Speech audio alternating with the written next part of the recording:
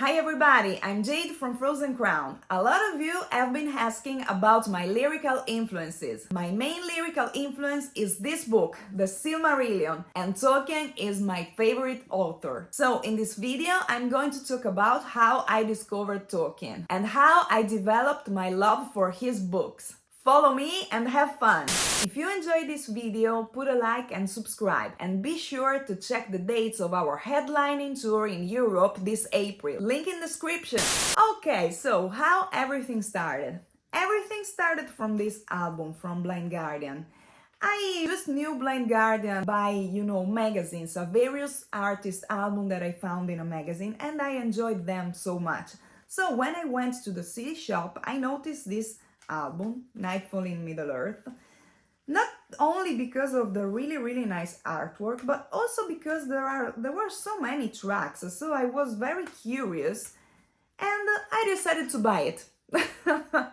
When I arrived at home, the first epic start was amazing for me because, there are those voices, sounds of battle, and then they start. The field is lost, everything is lost.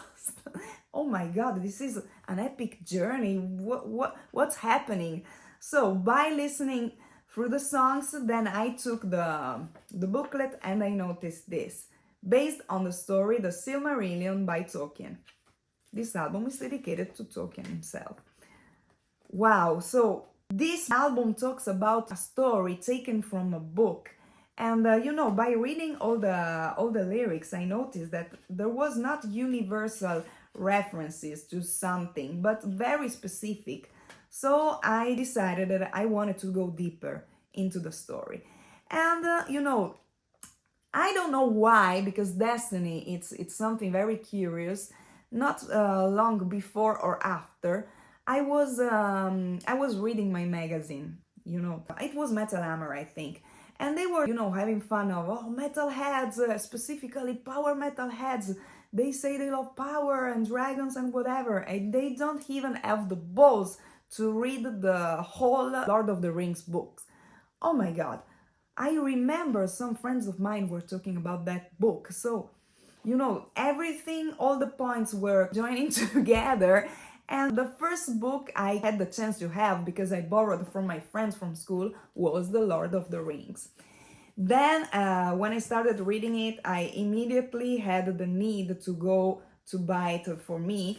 And this is the original one. As you can see, there's not even paper anymore because it was worn out. Because I read it, I studied on it a lot. I took it on my hands so many times that it was not possible to use that paper anymore. The second book I had the chance to find was The Hobbit. I loved it very much, but the story was too short, I was coming from this, and maybe too easy. Then in the end, finally, I've been able to buy The Silmarillion. It has been my favorite book since the beginning. Of course, it took me at least a couple of times to read it to fully understand the story, because there are many characters and a lot of things happen. If you are a Lord of the Rings fan, I strongly recommend you to read The Silmarillion. It has the answers to many questions. Where does Sauron come from? Who is the most evil villain ever? Where do Gandalf, Bilbo and Frodo sail at the end of The Lord of the Rings? And many more. One thing I love about this book is that there are many storylines that then get together, they get entwined and they separate, and a lot of characters. So you really need to keep focused during the reading of it, and of course there are also at the end of the book some reminders of characters, of what's happening and whatever. And this complexity is something that always fascinated me. And during my life, I think I read it at least 10 times. And for me, going back to the Blind Guardian Nightfall in Middle-earth, it was a joy, to now being able to fully understand the lyrics, all the details, and all the poetry and the epicness that was behind the songs, because it was something that I had the chance to fully understand by reading the book. So What I want to transmit with my lyrics, even without specific references to facts or characters or whatever, is this feeling of epicness, this amazing power that the characters in this book have. So I really want to know how many of you read the Silmarillion and which is your favorite storyline, which are your favorite characters, because it's difficult to choose because there are many amazing stories.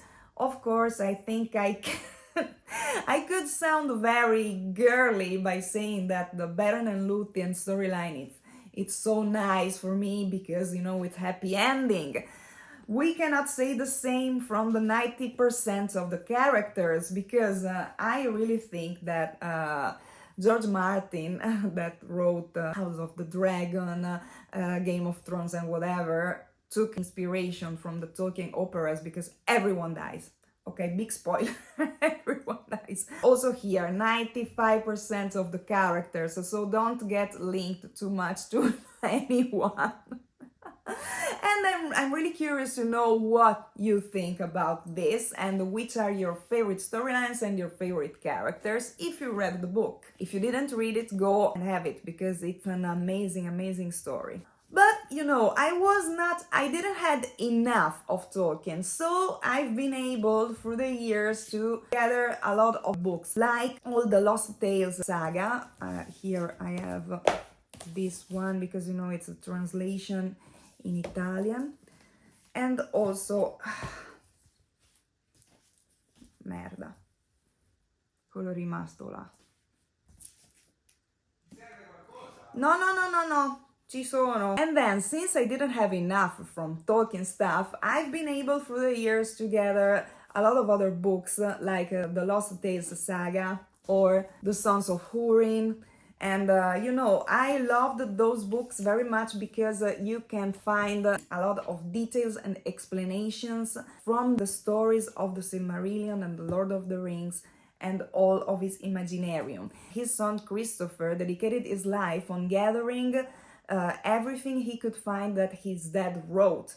And there were parts of different tales put here and there, and Christopher made a really, really nice work to put everything together and to be able to share it with us so we can go deeper into each and every story. I really loved all of these books very much. And since my passion has always been strong, every time I read the Tolkien I bought.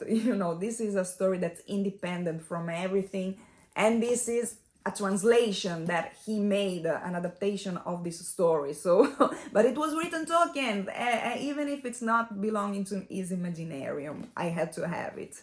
I hope you enjoyed this video. If you want to know some more in detail, ask me in the comments and we will talk about it. Next time, I'm going to talk about the movies inspired by the Tolkien books and the TV series. Bye, thank you!